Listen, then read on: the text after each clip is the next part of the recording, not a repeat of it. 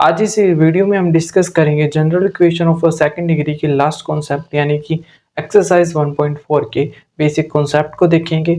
सबसे पहले मैं आपको बता देना चाहता हूं कि कोनिक सेक्शन को हम यहां पर देख लेते हैं एक बार। कोनिक सेक्शन और कोनिक सेक्शन में हम स्टडी करते हैं पैराबोला कैसे बनता है या उसकी इक्वेशन को देखते हैं, हाइपरबोला, सर्कल और इलिप्स, इन सभी चीज़ों को हम देखते हैं कि कैसे फॉर्म हुई हैं। तो मेरा यही मतलब है कि मैं आपको एक बार समझा दूं कि जो ये इलिप्स है, हाइपरबोला है, ये पैराबोला है, ये कैसे बनते हैं। ठीक है, एक बार जस्ट हम थोड़ा रिकैप ले रहे हैं। यहाँ पर मैंने वाई एक्सिस बनाई, ये एक्स एक्सिस, वाई एक्सिस के पैरेलल मैं एक डायरेक्ट्रिक्स, इसे हम क्या कहते हैं, डायरेक्ट्रिक्स। ठीक है, अभी मैं एक आर्क लगाता हूँ और इससे मैं यहाँ पर एक्स एक्सिस पर एक पॉइंट को प्लॉट करता हूँ और वो पॉइंट को नाम दे देते हैं हम एस। ठीक है, इस आर्क के डायरेक्ट्रिक्स पर सीधा परपेंडिकुलर लाइन बना रहे हैं। ठीक है, 90 डिग्री, बिल्कुल राइट एंगल ट्रायंगल है। इनको भी नाम प्लॉट कर देते हैं, इसका नाम है पी और इसका नाम है एम। ठीक है, ये general equation of second degree के फर्स्ट पेज पर ही आपकी ये चीज ड्रॉ है, पर आपको इसका मतलब नहीं पता चल रहा कि ये है क्या इन एक्चुअल वे में। अब यहाँ पर ध्यान से बात सुनो कि यहाँ पर मैं जो एक लाइन लिख रहा हूँ वो लाइन है P S is equal to E M और मतलब पी एम। यहाँ पर इस चीज़ का ही मतलब सारा है। अगर आप इस चीज़ को समझ जाते हो तो आपको पता चल जाएगा कि formation of parabola, hyperbola, circle और इलिप्स कैसे फॉर्म होते हैं। ठीक है, इस चीज़ को थोड़ा देखते हैं कि ये चीज़ क्या कह रही है। और यहाँ पर ये जो ई है, मैं आपको बता दूं, ये ई हमारा इसेंट्रिसिटी है।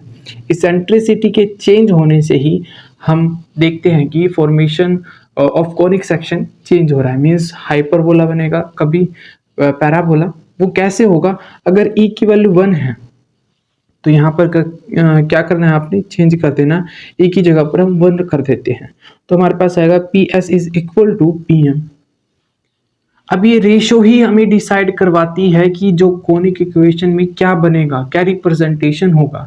मीन्स मैं यहाँ पर क्या लिख रहा हूँ, पी एस बराबर है पी एम के। तो यहाँ पर ये चीज हो गई कि ये रेशो इस रेशो के इक्वल है। और जब भी हमारा पी एस पी एम के बराबर होता है या इसेंट्रिसिटी 1 होती है, वहां पर हमेशा फॉर्म होता है पैराबोला। और पैराबोला कैसा दिखता है, वो कुछ इस तरीके से होगा।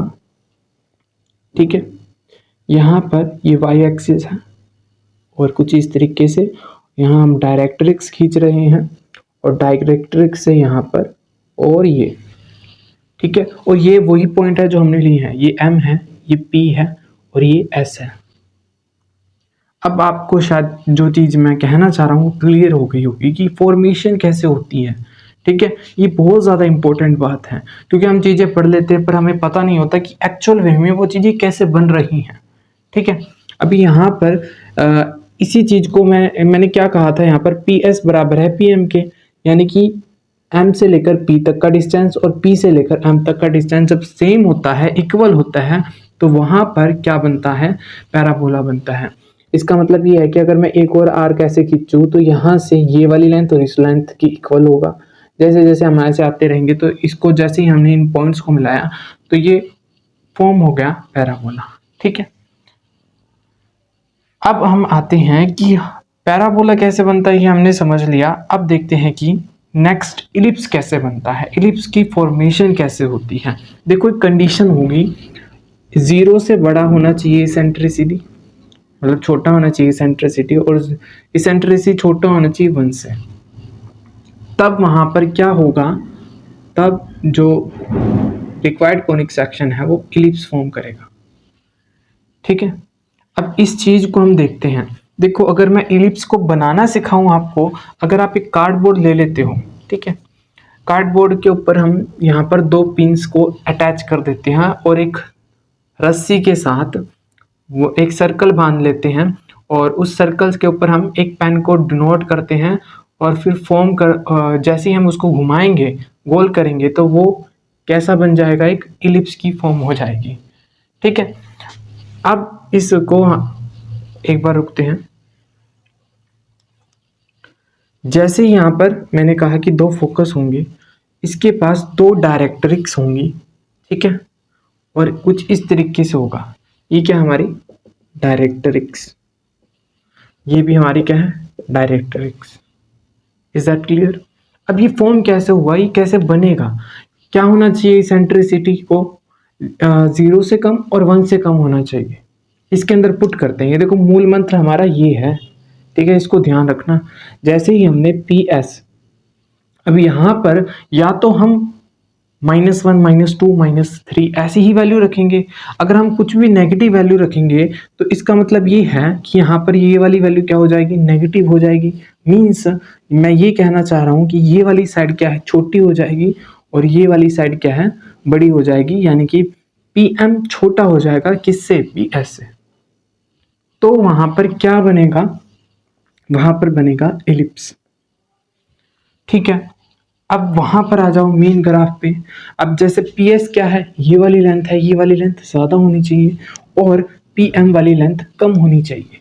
तो यहाँ पर ये वाली लेंथ क्या है, कम होनी चाहिए, और ये वाली लेंथ ज़्यादा होनी चाहिए। तो इस फोकस को थोड़ा हम शिफ्ट कर सकते हैं अभी समझने के लिए, ठीक है।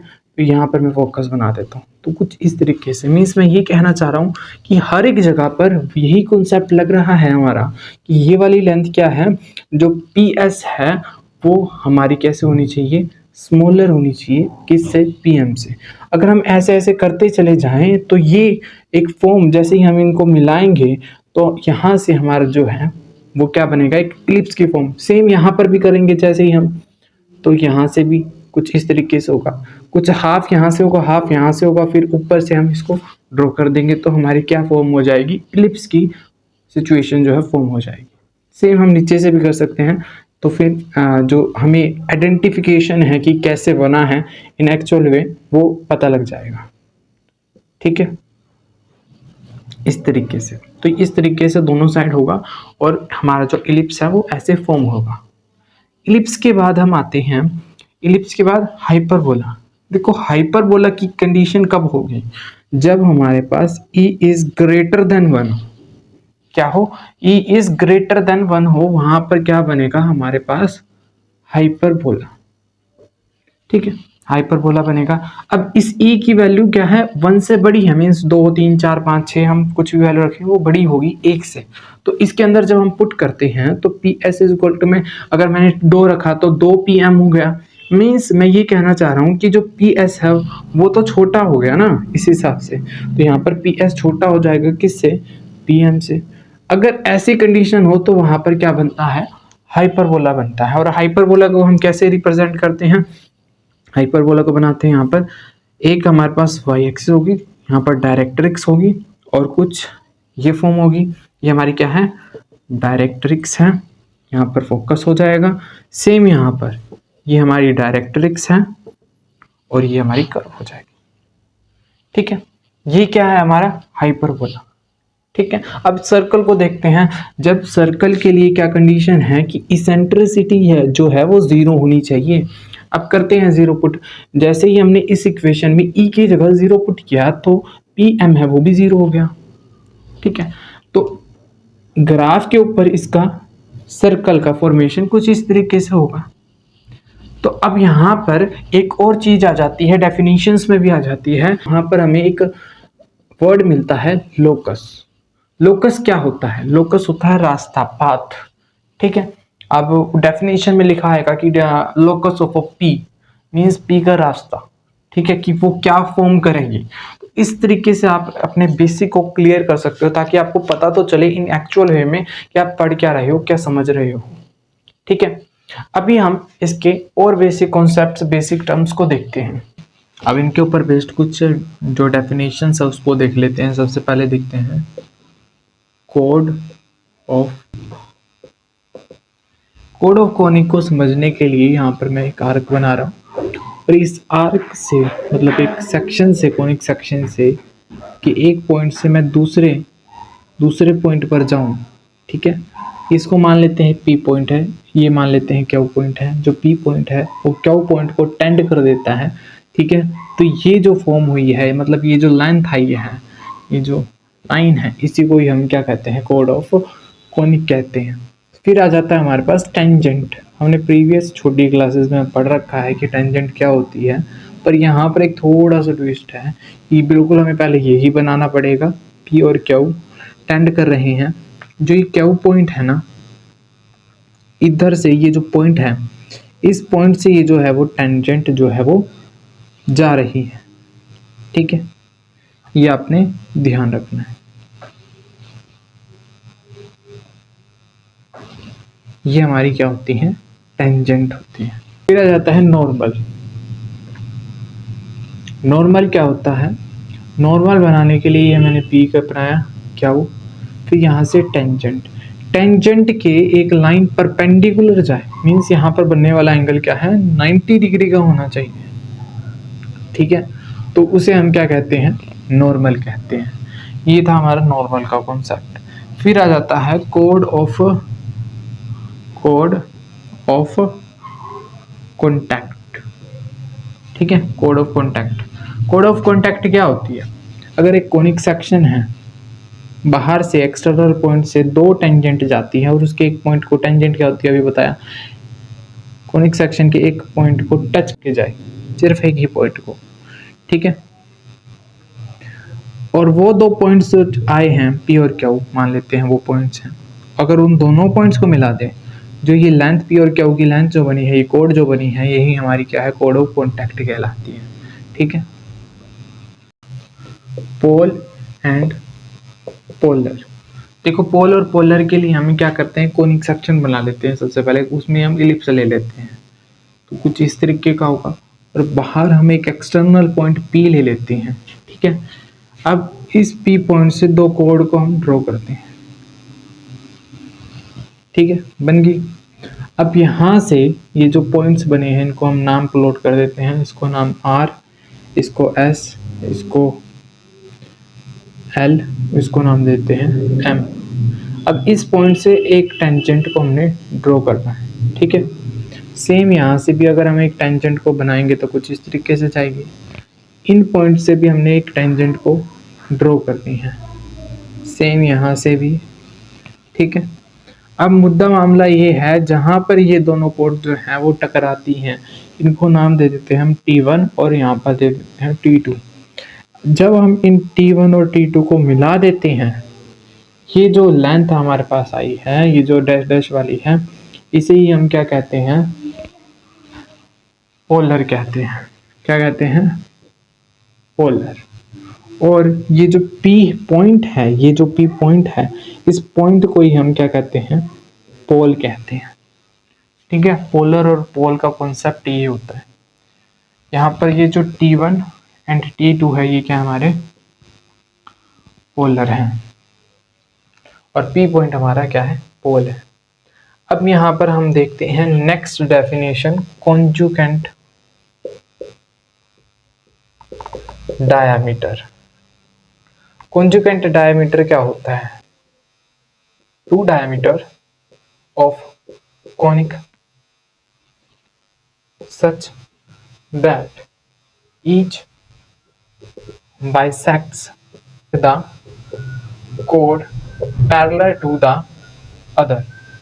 इसका मतलब क्या है, कोड ऑफ कॉन्टैक्ट उसे कहते हैं। अब एक कोनिक सेक्शन को ड्रॉ कर लेते हैं। ठीक है, अब यहाँ पर हमने इसको, वैसे तो डायमीटर की बात की गई है, डायमीटर को मैं थोड़ा एक्सटेंड कर रहा हूँ ताकि आपको जो चीज़ है वो ज़्यादा समझ में आए कि मैं क्या समझाना चाह रहा हूँ।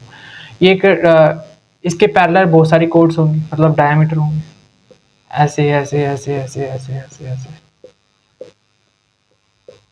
ये ऐसे कह रहा है कि ये जो कोड है ना, वो इनके जो पैरेलल वाली हैं उनको इक्वली डिवाइड कर रहा है। सेम अगर इसको हम ऐसे कर दें तो यहाँ पर ये जो बीच वाली बनेगी ना, ये इनको हाफ हाफली डिवाइड करेगी, मीन्स ये इक्वली पार्ट में इसको डिवाइड करेगी कुछ इस तरीके से। जो ये फॉर्म बनी है, ये हमारी क्या कहलाती है, कॉन्जुगेंट डायमीटर। जब दो डायमीटर, ये दो बार डायमीटर कौन कौन से हैं, मैंने आपको समझाने के लिए इन डायमीटर्स को थोड़ा सा बाहर निकाल रखा है कि ये दो डायमीटर उस कॉनिक सेक्शन को ये हम बाइसेक्ट करेंगे, उनके अंदर जो पैरेलल कोड्स हैं वो भी इक्वली। ठीक है, उसे हम क्या कहते हैं, कॉन्जुगेंट डायमीटर कहते हैं। अब डायरेक्टर सर्कल, एक और चीज आ जाती है डायरेक्टर सर्कल।